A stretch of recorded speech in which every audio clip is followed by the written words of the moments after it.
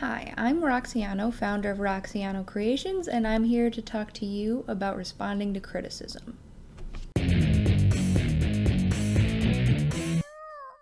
There will always be criticism for everything, and I am going to do this with you. We are doing this together. I'm a game developer, and I love what I do, and my viewers are definitely a part of it. A huge part. Some of you guys will love the game, think it's perfect, but some of you won't. I think logically about things and think if somebody doesn't like a certain aspect of it, how can I improve on it? I listen to everyone, look at all the reviews, watch all the videos of my game. Furthermore, one of the most criticized aspects of Hotel Tutwin are the backgrounds and the diversity in all the art styles. Backgrounds went from a posterized photo to a hand-drawn picture. To a photo with different levels of posterization and posterized photos that are drawn over top of. That was probably something that I shouldn't have done creating a video game. I should have planned it out more, but at the same time, the first game, piece of art, piece of content is always not gonna be the best that it can be. That specific piece of criticism about the backgrounds is something that I am going to improve on in my next game. So even though I will be using photos for my backgrounds, it'll definitely have a cohesive art style to it. Now that I have the experience creating Hotel Tutwin,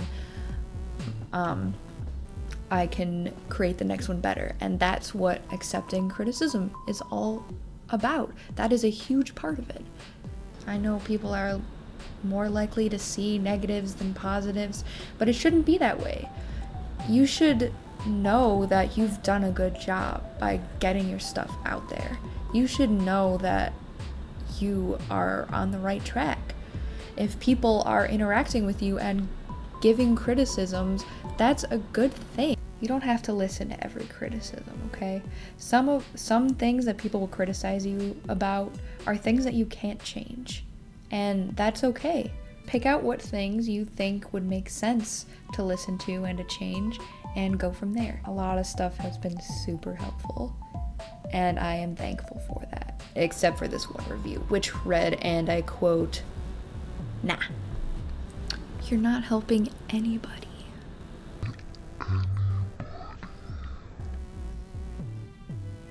You may make something, and it's like your baby, and if anyone insults my baby, they will have this fist. That is not the way you want to look at it, okay? I'll tell you that right now. Your baby will grow up.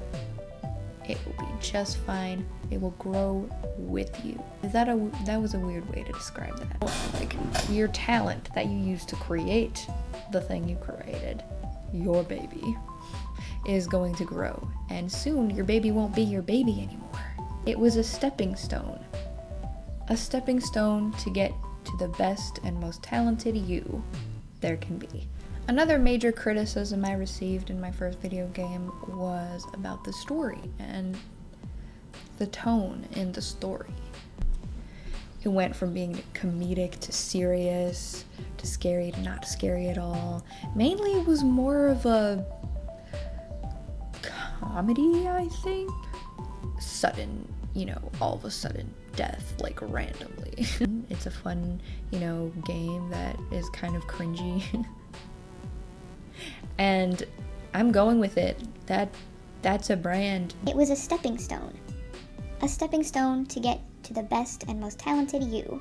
If you see a lot of criticisms that are about a specific thing, that is definitely a point to go from. Sometimes you want quantity over quality when it comes to criticism. The more criticism you get, the more likely you'll be able to find what you need to improve upon. Listening to your viewers, to your players, to anyone who looks at your art or interacts with it, that is an important part of growing. If you want to learn more about me, links are in the description. Thanks for watching, and don't stop creating.